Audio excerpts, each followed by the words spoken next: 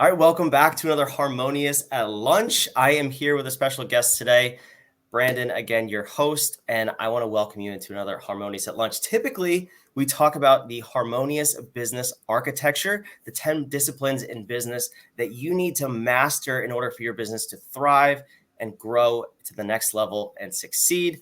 Today's going to be a little bit different. We're still going to talk about business. We have a unique guest, but we're also going to talk about a topic that I don't know, maybe a little taboo in the workplace, definitely underspoken about, and we're going to bring that to light today. So, Michelle, I want to welcome you to Harmonious at Lunch. Thank you for being here.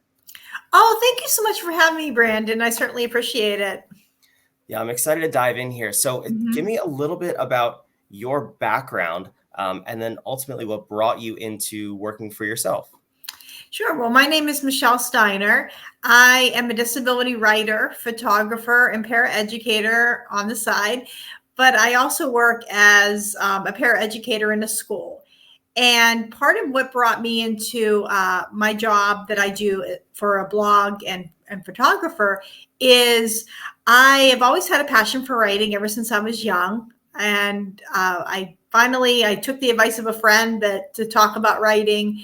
And I had some disability articles published about some of my issues with having my own learning disability.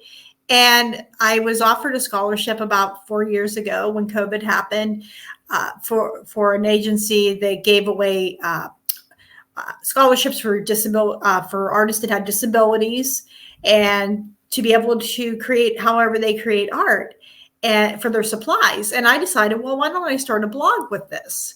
And I started a blog called Michelle's Mission, and it started out just as a blog where I talked about my life with having a learning disability and posted a few of my pictures that I take on my walks because I'm unable to drive. And I enjoy doing that. I had a lot of great feedback from that. I definitely liked that. And this summer, I decided whenever I was going to renew that I wasn't going to go with the company I was before. I used a different one because I wanted to create a little store that I was able to be able to have my artwork for sale. And I also created a disability forum where people with disabilities can connect as well. That's awesome. So, I want to ask about all of that. It's an amazing Sure. story, but I'm curious if we go all the way back. What was the beginning of life with a disability? How soon in your life did you know you had this, or were you diagnosed? I was diagnosed with a disability very early in my life. I was diagnosed in kindergarten. My kindergarten teacher noticed that I was struggling academically and socially, especially in math. That was always our biggest thing. It was really clear I wasn't going to be a mathematician whenever I was 5 years old. And that's when I got diagnosed. And from that point on, it became just a way of life for me. I don't remember very much of my life before that. And I had accommodations and I had specialty instruction all the way throughout high school. And I also had a lot of people that tried to limit me. I had a teacher that told me that they didn't think I could go to college.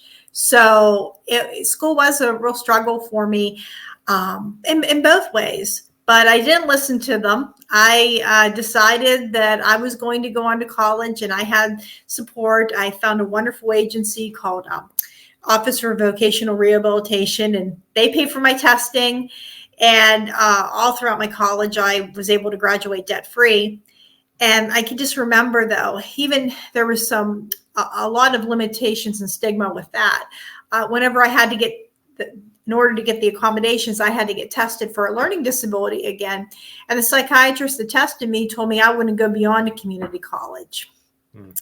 And there was still that stigma that just existed that using those services was cheating and that I would have limited job choices because of that. Wow. Yeah. And so on a couple of recent episodes, we've talked about imposter syndrome. We've talked about overcoming your fears and really just things that are present day to day in owning and running a business. So yeah, this is a show about business, but at the end of the day, at Whadif, we talk about mind, body, and business. This is obviously very much mind and body, but it's so important. So as you're being told all these things and believing them your whole life, how how much did it take to overcome those thoughts and jump into the world of business? Because I'm sure you were told you wouldn't even go to college. Like, did it even come up? Did people tell you couldn't go into business for yourself? A lot of people didn't think that I could do a lot of that. I mean, people did encourage me. I think whenever certain things were working out, like at jobs, they said, you might want to consider this business. And some of that sounded like a nice idea, but it just didn't seem like the right fit for me. Sure. And I can remember just a lot of times people telling me, even when I had to go back, I thought, maybe I want to go back to grad school. And I had the testing to get the accommodations. I had to get tested again. And once again, the psychiatrist, they put on there, okay, she has her bachelor's degree, but when I said that I was interested in writing news reports or photography, or there was a bunch of other things that I put down that I want to do, they said after my testing, I couldn't do that. So I don't think they had, a lot of people didn't think that I could do this or anything that involved beyond skilled or semi-skilled work. Yeah, I honestly, I can't even imagine hearing that over and over and still persevering and pursuing it. So amazing for you. I've put Michelle's website here. You can go find her blog, michellesmission.net. And please go check it out, support her, look at all the amazing things she's doing. But let's bring it back a little bit to business. So tell me some of the getting started in this and doing the day-to-day work of business. What are some of the roadblocks that you experienced, maybe because of your disability, but maybe just in general too? Well, some of the roadblocks were just technical things. I mean, I had to learn a lot on how to design a website. I didn't go to school to learn that. And even when I was in school, computers were still not as much as it is now. So definitely some of that, having to play around a lot with, okay, how do we do this? That could be really difficult. My husband is great, though. He works for a call center for internet, and he's wonderful. But sometimes he has his limits on, like, I got to get, because he's working himself. So there's a lot of times I have to figure out, how do I do this? And then we have to figure that out. So technical problems are something that can be really hard. I think also sometimes time too, because I do work at another job in a school. So it can be really difficult sometimes just to have that time because I'm in my other job. But that's why I love summers and the school break. It's always nice to be able to have that.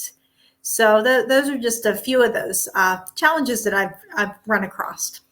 Yeah, challenges are always present. It's how we handle them, right? And it's good to see that you have a good attitude about it too, and you just consistently move forward, which is the theme of your life, it seems like so far, which I love. So let's kind of transition over to, what disabilities in the workplace, and I think this is something. This is the part that I don't know that people talk about enough. Big corporations have it covered for sure. Unfortunately, it's because they're legally required to. How do we bring this present into the world of small business and entrepreneurship so that more small business owners are comfortable? Because I think there's maybe a feeling of even fear to hire someone with disability. So what's the start of this conversation look like? Well, I think the start of the conversation is when the employee with a disability or potential employee is honest that they might have a disability and they're going to need an accommodation. I think that's where we start at. And I think it's when we even look for maybe people that do have disabilities, because a lot of times people might be afraid, I'm going to have this person with a disability and they're going to be this liability, or they're not going to want to work, or it's going to be really expensive. And a lot of solutions don't require a lot of money. They certainly, everyone with a disability is different, but most people with disabilities want to work. It's trying to find employers that are willing to work with that. I know for me, it took a while to find a job. Even the ones that said they were disability friendly, oftentimes weren't that way. So it took me a while to find a good fit. And it also took me a while to be able to ask for accommodations in a way that I was able to get the results I wanted. Because I think when you first start out, learning to ask for accommodations is a skill. And you want to go in and you want to be professional, but you also, and be nice, but you also need to go in getting the results and maintaining a working relationship. I think that's the big thing. I know whenever I ask for accommodations, I'm pretty honest. I will go up to the principal or the supervisor I'm working with, and I'll just explain the situation that I have a learning disability. Please do not give me math. And yeah, or please do not, this is what I can do. And for the most part, people are understanding about that. They understand the kids are slowly learning this year. Do not ask Mrs. Steiner for help with math. I can't do that, but I can help out in other areas. And I think it's when you're able to just go in calmly, get a quiet time to talk about it. That's also helpful too. I always find it's better to be honest, because a lot of times people can't see my disability. And that does give me a privilege when I walk through for an interview or I walk into a room with a job. But if I don't speak up and say that I have a math disability, and they put me with the student, and the expectation is I'm going to help them with their math, I'm not going to be able to perform to that standard. So I think it's just very important to be open and honest about what you can and what you're not able to do. And I also think it's important to get things in writing. I can remember when I was asking for accommodations at a new position, I made sure that I put things in an email to my boss. So that way it's in writing what I need.